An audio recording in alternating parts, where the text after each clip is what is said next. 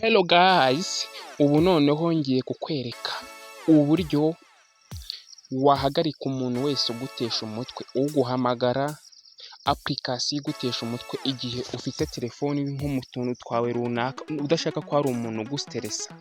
Right? Ikintu cya mbere ngiye kukwereka, fata telefoni yawe tujyane kamwe ku kandi. Ni iby'Imana ikora Ubald ukunzwe ku internet. Fata telefoni yawe twige akantu ku kandi. Sinzi niba wamaze gukora subscribe. Niba utaramara gukora subscribe nakugira inama yo gukora ahanditse subscribe ugakora no kunzogera kugira ngo uzabone video ikurikira. Twagiye. Fata telefoni yawe ujye muri setting za telefoni.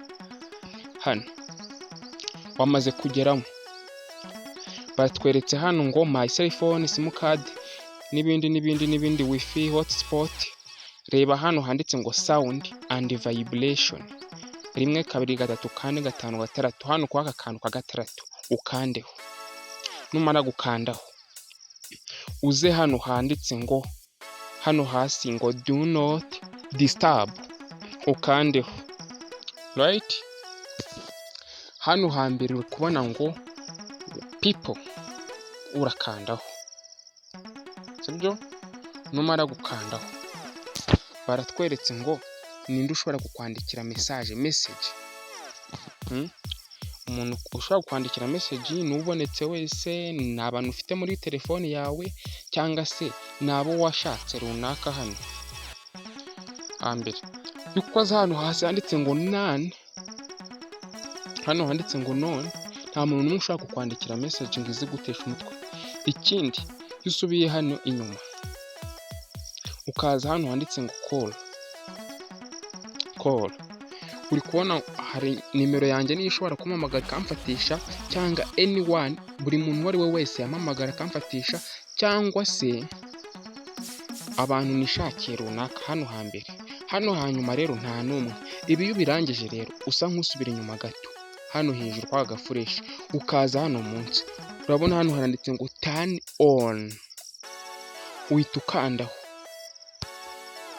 Red urabona hari hejuru akantu gase kaza kari mu kamenyetso ko gukuramo kakazeyo. Ushobora no guhita ukongera ukagafunga mu gihe ushaka ko noneho bakuricinga bakakugeraho. Niba nkweretse akantu kazima banzo ukore ku aka like. Aho ugize ikibazo kubitamo aga comment. Ahasigaye ubutaha tubane neza. Noneho akandi kantu ngiye kukwereka, kano ni kamwe nkweretse. Ngiye kukwereka uburyo ki waba ufite telefoni ukayitiza umuntu ntabashe kugira umuntu n'umwe ahamagara. Fata telefoni yawe ufungura application nk'ugiye guhamagara, kanda akanyenyeri 31 urwego uhamagare kuri sim card yawe ushaka. Numara guhamagara nta muntu n'umwe uri bufate telefoni yawe ngo ahamagara umuntu ngo bikunde. Kubikuramo kanda akanyenyeri urwego 31 urwego uhamagare kuri sim card wari wabikoreyeho. Asigaye ubone kongera kubasha kugira uburenganzira bwo guhamagara. Aho ugira ikibazo nyandikira muri comment ndagusubiza, cyangwa se nyandikire kuri email ubaonlinetech@gmail.com. Noneho ndakeka birabaye. Ibindi birenze ibingibi rwose yaba ari amahane wa mugani w'ababandi. Ni net nk'ibisanzwe. Kora subscribe, kora share, zana inshuti zawe zikeneye kumenya ibintu byinshi ku ikoranabuhanga. Tujye tubana igihe cyose. Mbwira icyifuzo ufite muri comment, nzakuzanira iyo video ubutaha.